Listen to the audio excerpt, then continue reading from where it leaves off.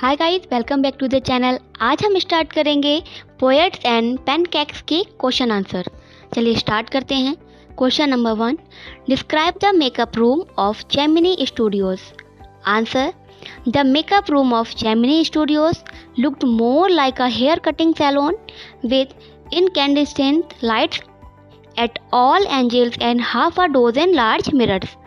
The lights made the room so hot that those subjected to makeup had to put up with its fiery misery.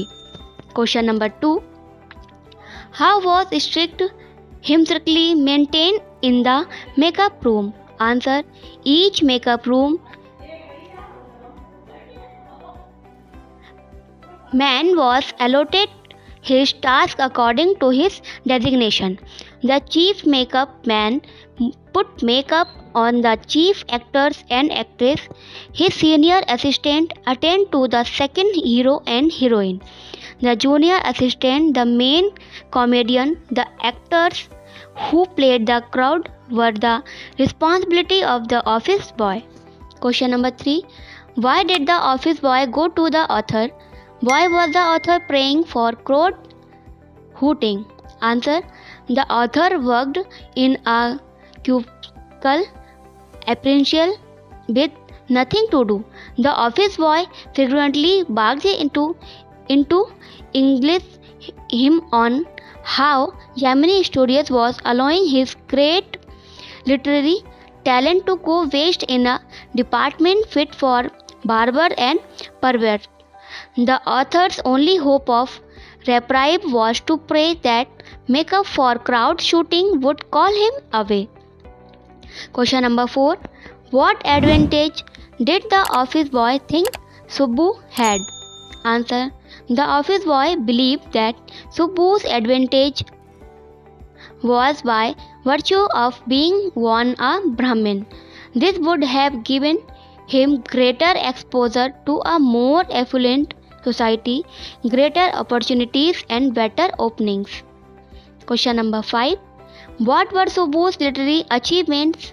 Answer, Subbu was an accomplished poet who addressed his poetry to the masses in spite of being talented enough to write higher forms of poetry. His works include several story poems and a full-length novel, Thilana Mohambal. Question number 6. Who was Subbu's enemy? Why? Answer, Subbu's success and his undisputed position as number 2 of Gemini Studios made the office boy his enemy. He firmly believed that Subbu was responsible for all his woes, humilities, neglect and ignominy. Question number 7. Subbu was charitable and generous. Why did he have enemies? Answer, Subbu's closeness to the boss and his desire to please him made him appear to be a sycophant.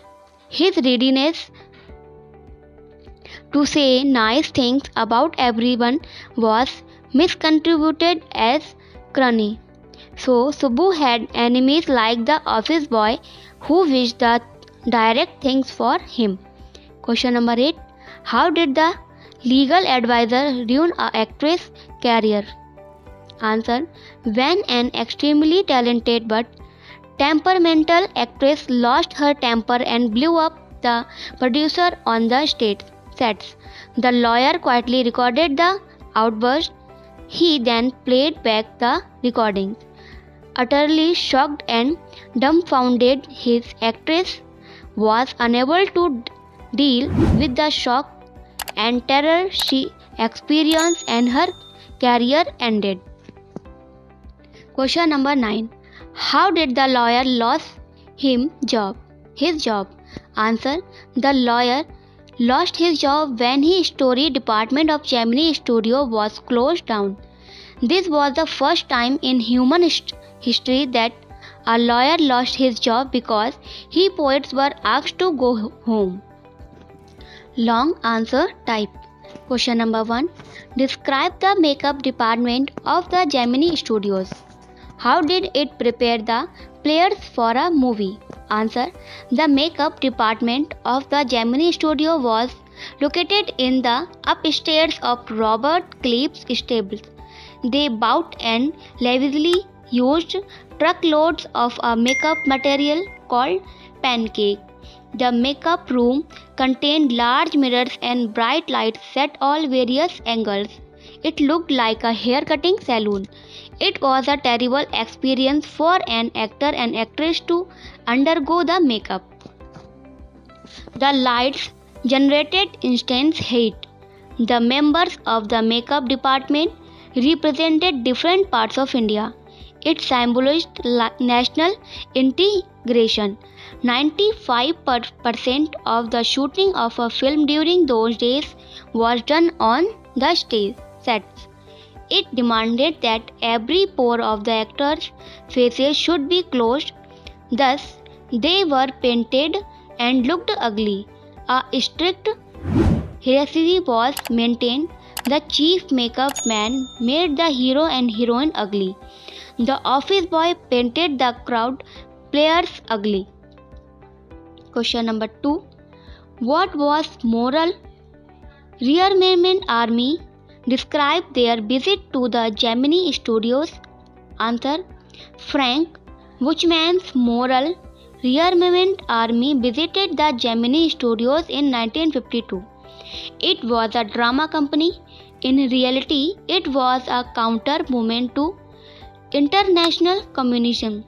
It had 200 players and was called an international circus. The players belonged to 20 different nationalities.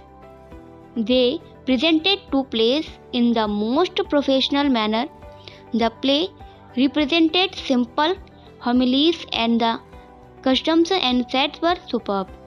Their play, Jotham Valley, impressed the Tamil theatre. They imitate the sunrise and sunset scene in their manner for years. The scenes were played on a bare stage with a white background and tune played on the flute. Though the MRA was anti-communist and the anti-communist feeling existed at a studio, the coming of the MRA had no impact on the attitude of the bosses. Their enterprises went on as usual. Thank you for watching.